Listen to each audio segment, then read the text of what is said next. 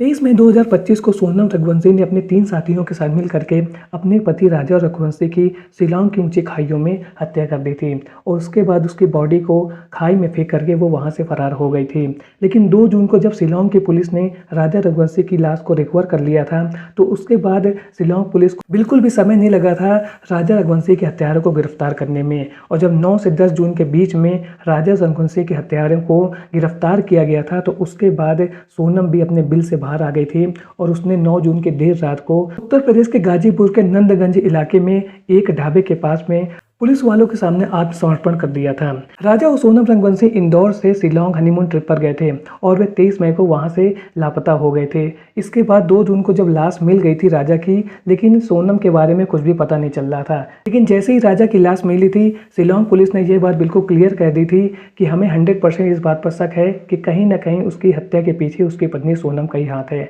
और इसके बाद जब सभी आरोपियों को गिरफ्तार कर लिया गया था, तो पुलिस ने यह बताया था कि कैसे सोनम ने अपने प्रेमी राज कुशवाहा और उसके 3 साथी विशाल, आनंद और आकाश के साथ मिलकर के कैसे अपने पति राजा की हत्या की पूरी प्लानिंग बनाई थी और इसको कैसे अंजाम तक पहुंचाया था। पुलिस ने राजा रघुवंशी की हत्या के सभी आरोपियों को गिरफ्तार करने के बाद इनके बाद जैसे जैसे पूछताछ की, तो ऐसे ऐसे राज खुल करके सामने आए हैं जिनको जब आप सुनेंगे तो आप जानेंगे कि कैसे बिल्कुल फिल्मी स्टाइल में इस पूरे हत्याकांड की कहानी को लिखा गया था। और इसी बीच में सोनम ने पुलिस वालों के सामने यह भी बताया कि वह अपने पिता की फैक्ट्री में काम करने वाले राज कुशवाहा से प्यार करती थी। वो उसके पिता की फैक्ट्री में अकाउंटेंट का काम करता था और इसी बीच में सोनम और राज कुशवाहा के बीच में प्रेम संबंध बन जाते हैं और दोनों इस बात की प्लानिंग करने लगते हैं कि हम दोनों साथ रहेंगे, साथ मरेंगे, और दोनों एक दूसरे से शादी करना चाहते थे। लेकिन सोनम रघुवंशी के पिताजी अपने समाज में ही शादी करना चाहते थे। वो लोग नहीं चाहते थे कि उनकी बेटी सोनम की शादी समाज से बाहर हो,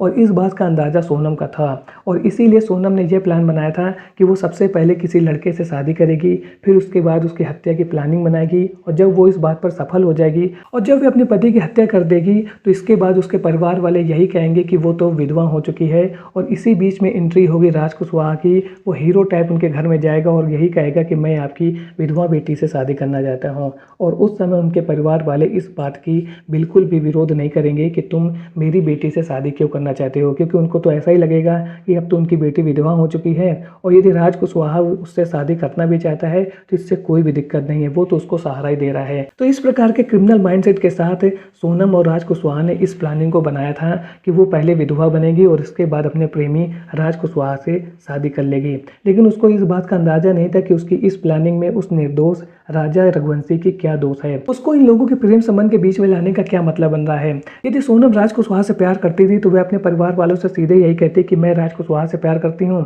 और मैं उसी से शादी करूंगी। उसने सबसे पहले राजा से शादी किया, उसको धोखा दिया और उसको मौत के घाट उतार दिया। और ये सब बातें जब धीरे धीरे पुलिस इन्वेस्टिगेशन में सामने आ रही हैं, तो लोगों के होश उड़ते जा रहे हैं कि कैसे एक लड़की जिसकी उम्र अभी 25-26 साल है, वो इस तरीके की प्लानिंग कर सकती है। और जब शिलांग पुलिस ने इन दोनों से पूछताछ किया है, तो अब इन लोगों ने इस बात को कन्फेस कर लिया है या मान लिया है कि हम दोनों एक दूसरे से प्यार करते थे, हम दोनों के बीच में प्रेम संबंध थे, यानी कि रिलेशन था, और हम एक दूसरे से शादी करना चाहते थे। लेकिन पिता यानी कि परिवार वालों के दबाव की वजह से ये बात पॉसिबल नहीं थी कि सोनम राज कुशवाहा से शादी कर ले, क्योंकि वह सोनम के पिता के फैक्ट्री में एक मामूली नौकर था, अकाउंटेंट का काम करता था। और ये बात उसके परिवार वालों को बिल्कुल भी एक्सेप्ट नहीं होगी कि उनकी बेटी का जो पति है वो उनके घर में काम करने वाला एक नौकर है, और इसी वजह से उन लोगों ने इस तरीके की प्लानिंग बनाई थी। अब शिलांग पुलिस का यही कहना है कि सोनम राज कुशवाहा और उसके जो तीनों साथी थे उनसे जितनी भी पूछताछ करनी थी वो पूरी हो चुकी है, और इन लोगों ने अपने जो गुनाह है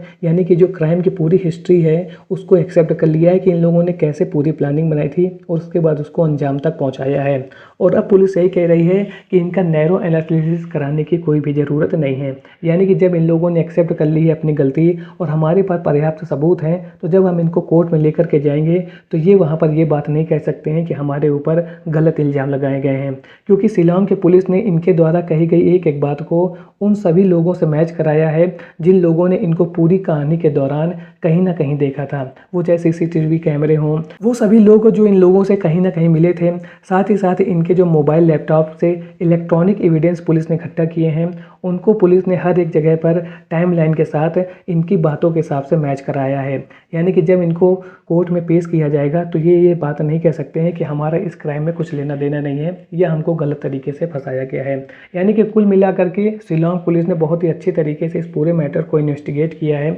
और अब आगे चल करके देखना है कि जब कोर्ट में कार्रवाई शुरू होगी तो कैसे पुलिस अपने एक एक एविडेंस को कोर्ट के सामने रखेगी। वैसे शिलांग पुलिस पहले इस बात की प्लानिंग कर रही थी कि इन लोगों से सच्चाई बाहर निकालने के लिए उनको नैरो एनालिसिस टेस्ट कराना पड़ेगा, लेकिन जैसे जैसे शिलांग पुलिस ने इनको वन बाय वन एक एक करके या इनको एक साथ रख के इनसे पूछताछ की, साथ ही साथ उस इलाके पर ले गए जहां पर इन्होंने पूरा क्राइम किया था, यानी कि शिलांग की वाइसा डाउन फॉल के आसपास का वो इलाका जहां पर इन लोगों ने पूरे क्राइम को अंजाम दिया था। यानी कि उस जगह पर भी शिलांग पुलिस इन लोगों को लेकर के गई थी। तो उसके बाद शिलांग पुलिस के पास अब पर्याप्त सबूत हैं। इस वजह से शिलांग पुलिस ने आगे यही कहा है कि इनका नैरो एनालिसिस टेस्ट अब कराने की ज़रूरत नहीं है, क्योंकि अब हमारे पास पर्याप्त सबूत हैं। तो अब हम लोग यही कह सकते हैं कि अब वो समय आ गया है कि राजा रघुवंशी के जितने भी गुनहगार हैं उनको जल्द से जल्द कोर्ट के द्वारा सजा मिलने वाली है। वैसे आपका इस मुद्दे पर क्या कहना है कमेंट सेक्शन में ज़रूर बताएं। मिलता हूँ ऐसे एक और नए इंटरेस्टिंग वीडियो में, तब तक के लिए थैंक्स फॉर वॉचिंग।